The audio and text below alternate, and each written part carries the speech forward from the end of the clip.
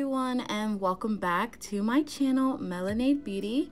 As you can see, we have another thrift flip. I picked up these end tables from my local Humanity Restore. They were 75% off, so I was able to get them for $6 a piece.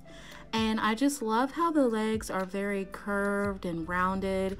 I almost think they have like a modern shape to them, and I was hoping I could just give them a little paint job and possibly replace that glass in the center. So let's see. And if you guys missed last week's quick thrift flip, I did this boucle ottoman for very cheap and it turned out so good. So if you want to see how I created that, go ahead and check that out when you're finished watching this video. I'll leave a link in the description box below. So first things first, I'm gonna try to sand these down as much as possible, just giving them a little scuff up to at least get that sheen off the top surfaces. And I am using a 120 grit sandpaper for this.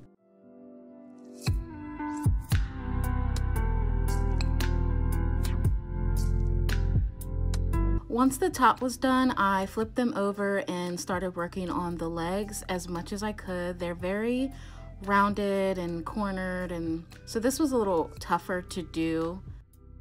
And once I was done sanding, I took a rag and wiped it down very good to get all that sand off. I also brought them inside and wiped them down again right before painting, just to make sure I had a smooth surface. And I'm going to be painting with this black chalk paint that I made. I just added a little bit of baking soda to the mixture so it could have that more chalky finish. And I'm going to be applying it with this chalk paint brush that I got from Michael's. I like to start by painting my furniture upside down so I can make sure I get all those corners and crevices and nooks. Usually you can't see certain things when you have the furniture flip side up, so this is the best way, I believe, to paint. And I am giving these tables 2 full coats of black paint. And here is what it looks like with the full 2 coats. Pretty good coverage. Now I'm going to flip it up and do the top surface. Painting is so therapeutic to me. I was actually up painting these tables at like 2 a.m. in the morning because I just couldn't sleep, and I thought I might as well get some work done. So comment down below if you think painting furniture or painting at all is therapeutic for you.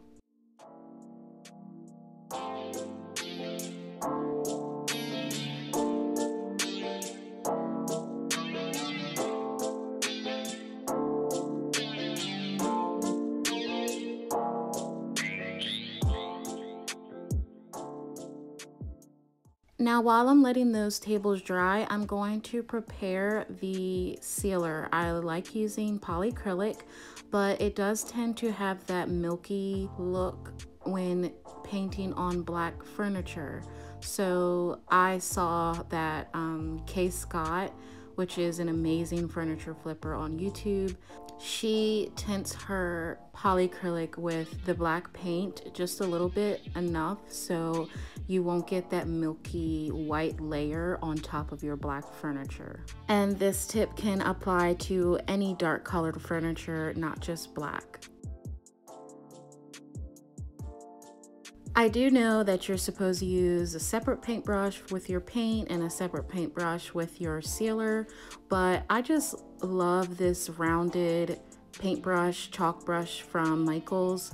It is the more cheaper version. There's a lot more rounded brushes like this specifically for chalk paint, but they're a lot more expensive. I got this on clearance for only $3, and it just rolls on so smoothly, and I can get all those corners very easily. So I just rinsed my brush and applied it, and I'm gonna rinse it really good once I'm done.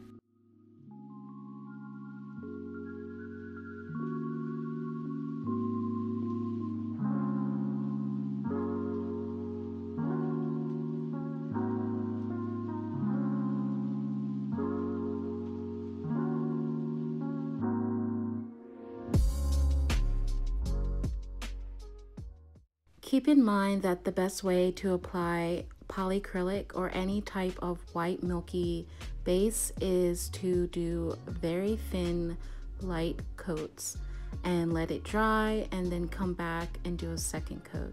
That way you don't get that very milky haze over top of your dark furniture. Now here are the tables completely sealed, painted, and here is the material that I'm going to be using to replace that center piece. I would have preferred cane webbing, but I don't have a cane shop in my area and it's kind of expensive when you order it online. So this is the idea of what I'm trying to do.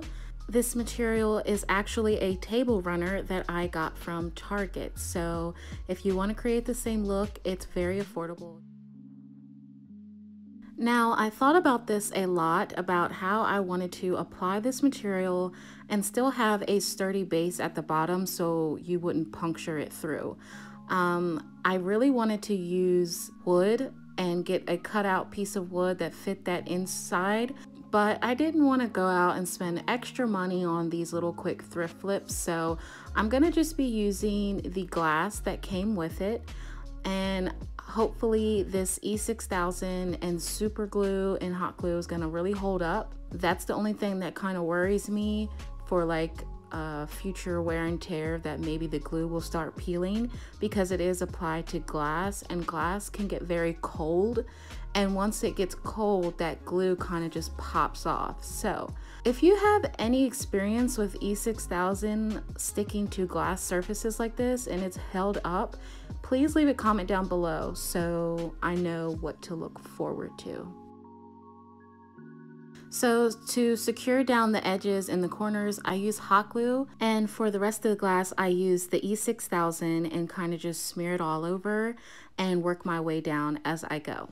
I did do my research and the E6000 is actually rated second on the heaviest top duty glues for crafts like this. The first one was the Gorilla Glue gel glue, so I may be using that next time for my projects. Once they are glued down, I'm gonna find some heavy objects to lay on top just to really press down that glue so they can adhere very firmly, and I'm gonna let them sit for a few hours to cure. Now that they're dry, I'm still gonna come back and put this semi-gloss clear over top of that natural material, just so it has more durability, possibly to hold down these frayed edges and just give it a good seal altogether. I'm actually going to be applying some super hold hairspray off camera, especially around the edges, so there'll be less fraying in the future.